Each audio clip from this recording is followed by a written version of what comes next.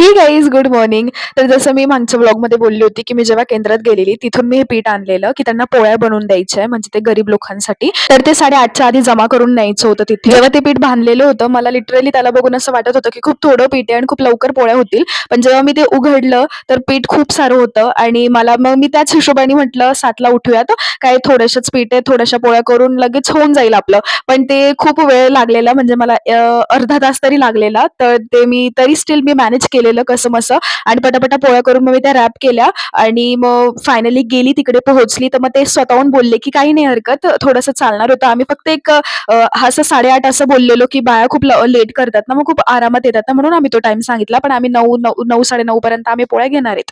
मग आणि ते थोडंसं दूर पण आहे ना केंद्र आमच्या घरापासून, म्हणून म्हटलं नको चुकायला वेळ वगैरे. पण ठीक आहे, ते झालं व्यवस्थित आणि खूप छान असं वाटत होतं. म्हटलं आता आलीच आहे सकाळी तर स्वामींचं दर्शनही घेऊन जाऊयात घरी. मग मी दर्शन घेतलेलं आणि आज तर काय सांगू तुम्हाला गाईज कसा दिवस गेला असेल हे मलाच माहिती आहे. तुम्ही पूर्ण व्लॉग बघा, पुढे तुम्हाला दिसेल.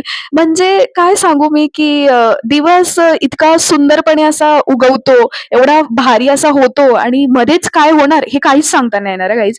सिरियसली म्हणजे काहीच सांगता नाही येत. तुम्हाला दिसेल पुढे, ठीक आहे. तर मी कॉलेजला जायला निघाले आणि मेन म्हणजे आज आमचं खूप मेजर प्रॅक्टिकल होणार आहे, ज्याची मी चर्चा 2 दिवसापासून मागच्या व्लॉगला करते, की जे एगवालं होणार आहे, अंड्याचं जे होणार आहे, ते फायनली आज होतंय आणि मी एक्साइटेड ॲज युजुअल एक्साइटेडच होती, की मला हे असं आवडतं नाही का मेजर प्रॅक्टिकलमध्ये माझा रोल असणं हे मला खूप इम्पोर्टंट वाटतं.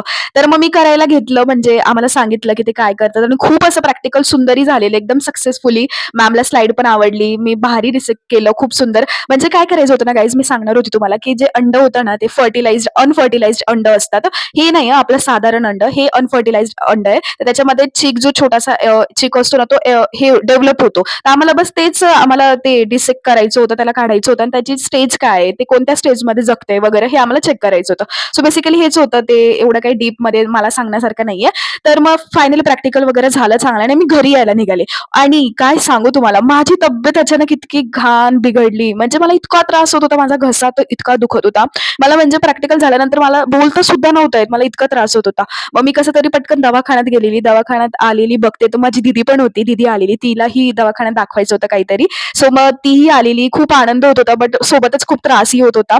मग दीदी लगेच संध्याकाळी जाणार होती. ती गेलेली. पण मी एवढी आजारी पडलेली. मलाही डॉक्टरकडे मी चेक केलं तर काही नाही एकदम नॉर्मल होतं. बट मला खूप त्रास झालेला. मग तिकडून आल्यावर माझ्या मम्मीने माझी नजर पण काढली. त्यानंतर मी थोडासा स्वयंपाक करू लागली आणि त्यानंतर मी फक्त झोपून राहिली कारण अजिबात शक्ती नव्हती आणि दीदी ही खूप थोड्या वेळासाठी आली होती पण मला तिच्याशी बोलता नाही आलं नीट. That's it. Thank you for watching. भेटूयात उद्याच्या व्लॉगला आणि आय होप सो उद्यापर्यंत बरी होईल. Don't forget to subscribe my channel. Bye bye.